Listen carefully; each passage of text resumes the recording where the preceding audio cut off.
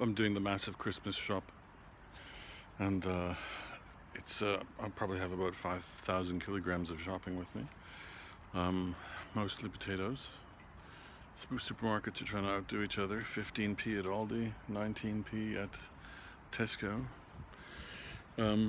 But it's a really very mild day today. As soon as I get this stuff back home, I think I'm going to go for a bike ride, because it's just like, it's not going to be this mild for a while, I don't think. It was supposed to rain all day, but you know, the sun was out a minute ago, so I think it'd be a perfect day for a bit of a bike ride. Or indeed a long walk, so we'll see. Anyway, I better get this stuff home. I think the holidays can be a difficult time for, well, pretty much anybody, but for people with mental illness, it can be very difficult, because it's a pressurized time of year, no matter what, whether you're with people or whether you're on your own. There's a sort of pressure about it being Christmas and New Year's and all that, and there's a lot of parties, and there's a lot of stuff going on, and the obligations regarding that stuff, and gifts and money and things like that. So, you know, if people, you know, for me, in my experience, if I'm in the middle of a kind of depressive episode, then I can feel like, you know, the sort of person who feels alone in a crowd. And if I'm in a sort of manic episode, then, you know, I mean, God, there's nothing more manic than Christmas, you know, Christmas trees and stuff. It's all just like so kind of stimulating. I often have what are called mixed episodes, which is, I think,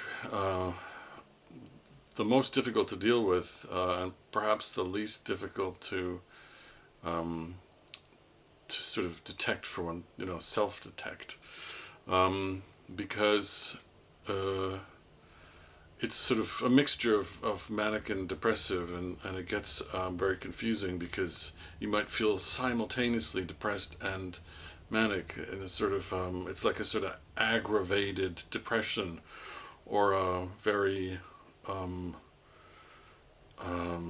dark kind of mania. It can be very strange. The biggest thing that I've found in terms of dealing with the ups and downs of bipolar disorder is to recognize the early warning signs of mania, depression, or whatever, you know. And it's not the case that I'm always in one of those states. It's, you know, I can go for long periods where I'm not depressed or not manic or not in a mixed state. I do find that as I get older, that those periods of being fine are fewer and farther between. I'm not sure if that's down to my life circumstances, or if it's just that as I'm aging, or I don't know. But so things like, you know, monitoring things like, oops, what happened to the lights? My lighting just went all weird. I don't like that. I'm gonna, oh, the light in the room is not changing. I think it's just as I move in and out. Anyway, it's monitoring things like appetite, sleep, patterns, the amount of sleep that I get, and stuff like that, and just noticing how I'm interacting with things, and then kind of, there's a whole toolkit of stuff that you can do to kind of lessen the problem.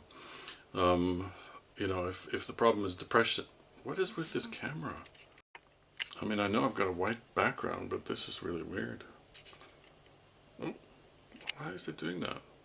Anyway, well, I guess I forget what I was talking about. How to deal with bipolar disorder. Well, that's a huge subject. Maybe I'll make a little series of videos about that.